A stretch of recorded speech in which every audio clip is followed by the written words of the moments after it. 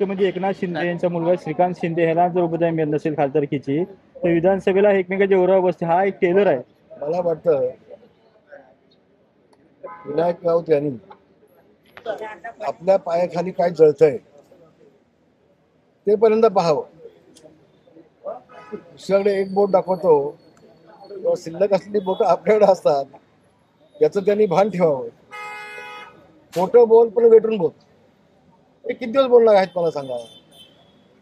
विनायक राऊत यांचा माझ्या मनामध्ये फार आदर आहे.